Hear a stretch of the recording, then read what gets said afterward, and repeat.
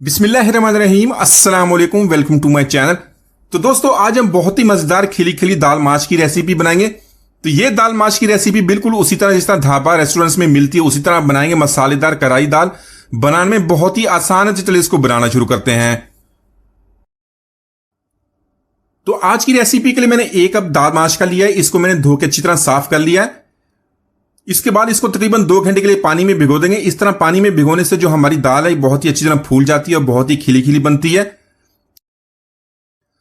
तो यहां पर 2 घंटे के बाद देख लें दाल हमारी अच्छी तरह फूल गई है। इसका कलर भी चेंज हो गया, इसके अंदर से जो गैसेज वगैरह थे वो भी निकल गई है। तो इसी तरह दाल बनाएंगे तो बादी भी नहीं करेगी, बहुत ही अच्छा टेस्ट देगी, बनाने में भी खिली खिली बनती है। तो इसी के साथ इसका पानी निकाल देंगे, इसको बॉयल कर लेंगे। तो दाल को बॉयल करने के लिए पानी को गर्म कर लेंगे, इसमें दाल ऐड करेंगे, साथ में ऐड करेंगे ½ टी स्पून नमक का। तो अगर आपके पास टाइम कम हो तो इस प्रेशर कुकर में भी आप बॉयल कर सकते हैं, लेकिन इस तरह बॉयल करेंगे तो दाल खिली खिली बनती है। दाल को इस तरह बॉयल करते हो जो इसके ऊपर सफेद झाग बनती है, इस तरह का फोम बनता है, इसको निकालते जाएंगे। तो आप भी जब दाल माश बनाए तो इसी तरह उबाल लिया करें, इस तरह दाल खिली खिली बनती है। अगर आप इसको मसाला बनाकर डालते हैं तो दाल हमारी टाइट हो जाती है, गलने में बहुत ही मुश्किल होती है। अक्सर ये टाइट हो जाती है, गलती नहीं है। तो यहां पर सारा फोम निकालने के बाद इसको कवर कर देंगे।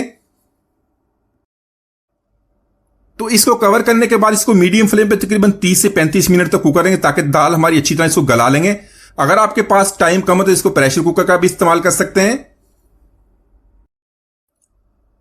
तो दाल को यहां पर हमने गला लिया, एक दफा मैंने इसको चेक कर लिया। तो यहां पर आप कोई भी दाना लेके इसको जब मैश करेंगे तो बहुत ही अच्छी तरह देखिए ये मैश हो जाएगी। इसका मतलब दाल हमारी तैयार है। अब यहां पर इसका मसाला तैयार करेंगे तो इस तरह बनाने से जो हमारी दाल है बहुत ही खिली खिली बनेगी। तो यहां पर मसाला बनाने के लिए हमने 1/4 कप ऑयल या घी का इस्तेमाल करना है। 2 मीडियम साइज के प्याज लिए, प्याज को हमने बारीक लंबा काट लेना है। तो प्याज को यहां पे हमने फ्राई करना है, साथ में कुछ मसाले ऐड कर लेंगे। 4 से 5 लौंग लिया, 4 से 5 गोल काली मिर्च, 1 दालचीनी का टुकड़ा। तो यहां पर इनको अच्छी तरह मिक्स करेंगे। प्याज को यहां पर हमने फ्राई कर लेना है। साथ में ½ टेबल स्पून हमने लहसुन अदरक का पेस्ट ऐड कर लिया, इसको अच्छी तरह प्याज के साथ मिक्स करेंगे। तो यहां पर प्याज को हमने इतना फ्राई करना, प्याज का जो कलर है गोल्डन हो जाए। इसी के साथ फ्राई करते हुए साथ में हमने 2 टेबल स्पून पानी ऐड करना है, जिसमें हमने दाल को बॉयल किया था। इसको अच्छी तरह मिक्स कर लेंगे। तो प्याज को हमने फ्राई कर लिया, लहसुन अदरक को पेस्ट को भी फ्राई कर लिया, उसका कच्चापन खत्म हो गया। साथ में मैंने 3 टमाटर लिए, उसको इस तरह हमने पेस्ट बना लेना, उसकी प्यूरी बना लेंगे, वो इसके अंदर ऐड करेंगे। तो टमाटर को यहां पर अच्छी तरह मिक्स करेंगे। मिक्स करने के बाद इसमें कुछ मसाले ऐड कर लेंगे। तो मसालों में 1 टीस्पून ऐड करेंगे कुटी हुई लाल मिर्च का, 1 टीस्पून ऐड करेंगे धनिया पाउडर, ½ टीस्पून ऐड करेंगे जीरा पाउडर, साथ में 1 टीस्पून ऐड करेंगे लाल मिर्च का पाउडर। अपने टेस्ट के मुताबिक जितना आप तीखा पसंद करते हो उतना इसको ज्यादा कर सकते हैं। ½ टीस्पून ऐड कर लेंगे हल्दी पाउडर, 1 टीस्पून ऐड करेंगे नमक का। अपने टेस्ट के मुताबिक इसको कम या ज्यादा कर सकते हैं। तो इसके अलावा इसमें कोई भी चिकन पाउडर या चिकन क्यूब का इस्तेमाल नहीं करेंगे। यहां पर इन सारे मसालों को बहुत ही अच्छी तरह मिक्स करेंगे। 2 से 3 मिनट की भुनाई करेंगे। तो मसालों की यहां पर हमने अच्छी तरह भुनाई कर ली है। इसी के साथ फ्लेम को लो कर देंगे। लो फ्लेम पे 2 टेबल स्पून यहां पर दही के ऐड कर लेंगे। ज्यादा खट्टा दही का इस्तेमाल नहीं करेंगे। साथ में 1 टीस्पून ऐड करेंगे कसूरी मेथी का, इसको अच्छी तरह मिक्स करेंगे। 2 से 3 मिनट तक मजीद इसकी भुनाई करेंगे। तो इसी के साथ दही की हमने भुनाई कर ली, मसाले ने ऑयल को छोड़ दिया। साथ में हमने इसके अंदर पानी ऐड करना, जिस पानी में हमने दाल को बॉयल किया था तकरीबन ½ कप इसके अंदर ऐड कर लेंगे। इसको अच्छी तरह मिक्स करेंगे। तो पानी ऐड करने के बाद इसको मजीद 3 से 4 मिनट तक कुक कर लेंगे, ताकि मसाला हमारा अच्छी तरह तैयार हो जाए। इसी तरह जब भी आप दाल माश बनाएं उसको खिली खिली इसी तरह बनाते हैं। जब आपने दाल माश बनानी तो उसको पानी डाल के मसालों की सारी अच्छी तरह भुनाई कर लेनी है। दाल डालने से पहले आपने पानी ऐड करना। दाल ऐड करके बाद में आप इसके अंदर किसी भी किस्म का पानी ऐड नहीं करना। यहां पर दाल को अच्छी तरह मसाले के साथ मिक्स कर लेंगे।